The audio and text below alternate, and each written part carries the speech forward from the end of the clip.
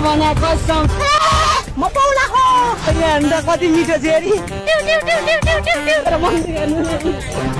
कति राख्ने एकछिन त ल। नमस्ते रमन राईको भ्युअर्सहरू के छ? अस्तितिर तपाईँहरू हप्तामा एउटा भिडियो पनि हालेन भनेर रिसाउनु भएको थियो होइन। आज त मैले दिनमै दुईटै भिडियो हालिदिएँ त अनि। सो आजको ब्लग्समा चाहिँ मैले मेरो गर्लफ्रेन्ड ओपनिङ गर्न आँटेको छु।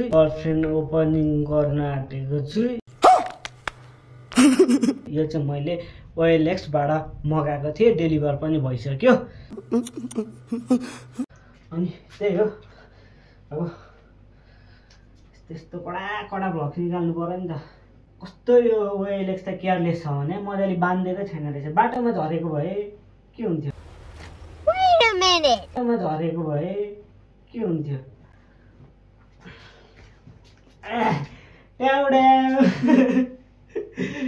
फाइनल्ली ल मैले मेरो गर्लफ्रेन्ड ओपनिङ गरिदिएँ।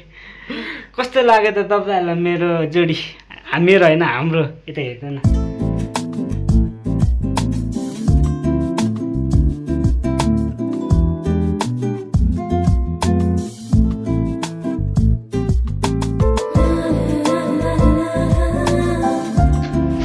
यता आऊ मोटो मान्छे, यता आऊ।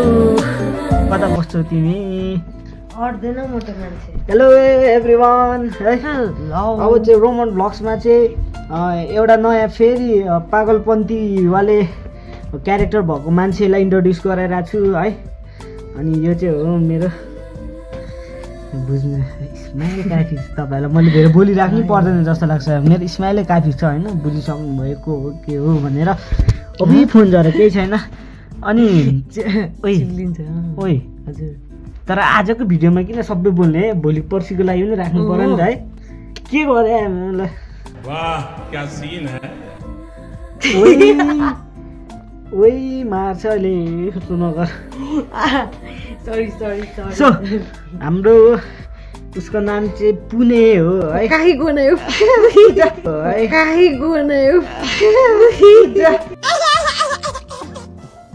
ल आज तपाईँहरूलाई मैले इन्ट्रोड्युस गराइहालेँ है।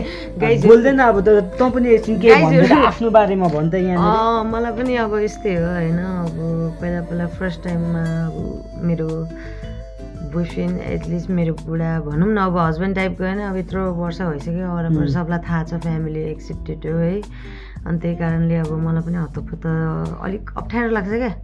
अब मान्छेले भन्छ अब गर्लफ्रेन्ड पहिला मेरो रोमनले भ्लग बनाउँदाखेरि जो पनि आएर क्या अफन्तारन भन्छ, किन त्यो बौलाको हो, त्यो कस्तो हो, त्यो साँच्चीको बौला हो टाइपको के। म पहिला यस्तै भन्थेँ, पहिलातिर पनि के गरेको यताउता भनेर हामी बाँच्थ्यौँ। सुन न। अनि पछि लास्टमा त्यस्तो पनि भन्थ्यो। अनि पछि मलाई साथीभाइले नि छ्या उयो त पहिलादेखि नै पागल जस्तो लाग्थ्यो, अहिले त पागल हो त भनेर त्यतिखेर कस्तो फ्रस्ट्रेट भएको थियो कि म। अब ला मेरो मान्छे, तर ऊ नर्मली हुन्छ, उसको क्यारेक्टर मात्र भिडियोमा मात्रै हो, भिडियोको लागि मात्रै त्यस्तो हो भनेर। त्यही भएर डोन्ट जज बुक बाइ इट्स कभर। यो चाहिँ हो होइन।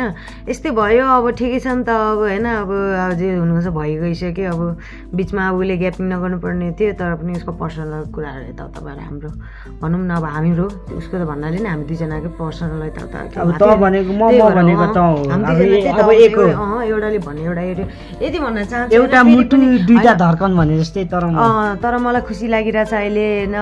जे जस्तो भए पनि होइन, अरू सङ्गतको यताउता मान्छे थाहा छ नि, तर पनि मेरो रोमन माथि कहाँसम्म कस्तोसम्मको राम्रो छ भनेर चाहिँ त्यो कसैले सोच्नु पनि सक्दैन क्या म बाइक हो। सिरियस बेला उसलाई हाँसो आउँछ, त्यो सबैको लागि राम्रो गर्ने मान्छे। अनि लास्टमा चाहिँ सबका लागि हेरिदिने, मलाई चाहिँ हेरिदिँदैन गाइस। एकदम इम्पोर्टेन्ट छैन होइन सबै साथी। एकचोटि ल मैले होइन साथीभाइ दाइभाइको लागि मैले जति गरेँ होइन, मैले यसको लागि त्यतिकै वास्तै दिएन क्या। अब कसरी भन्नु, अब यत्रो वर्ष भइसक्यो हामी अब रिलेसनमा बसेको होइन। त्यही पनि के अब यसको लागि चाहिँ मैले खासै केही नगरिदिने, दाजुभाइ साथीभाइ भनेपछि चाहिँ मरिमिट्ने गर्थेँ। तर अहिले मैले यहाँ जताबाट पनि लात पाएर मैले अब बिचमा अब भ्लगिङ गर्नु छोडेँ नि त होइन। अनि अब को मान्छे बोल्छ, को मान्छेले कस्तो व्यवहार गर्नु थाल्यो भिडियो नहाल्दाखेरि होइन। अब हो त पनि म फरक छुट्यो क्या अब बिचमा गायब हुने बेला। त्यही भएर साथीभाइ मैले त्यागिदिएको हो, काम गर्ने हो। मेरो कुरा यसले सुन्छ, यसको कुरा म सुन्छु। मलाई दुनियाँसँग मतलब छैन, जेसुकै भनोस् होइन, मतलब छैन मलाई। पहिला यस्तो थियो, सुन पहिला अब हाम्रो कस्तो थियो भने होइन, म दुनियाँको कुरा सुनेर आएर योसँग बाँच्थेँ म त्यति बेला। अहिले कस्तो भएको छु भने म यसको लागि म सबै दुनियाँसँग बाजिरहेको छु अहिले पनि। हो कि होइन भनिदेऊ।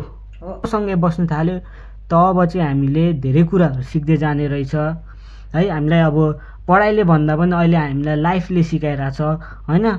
अब अस्तितिर कस्तो अभाव, एक गेरा चामल पनि नहुने खालको पनि भयो हामी दुईजना है।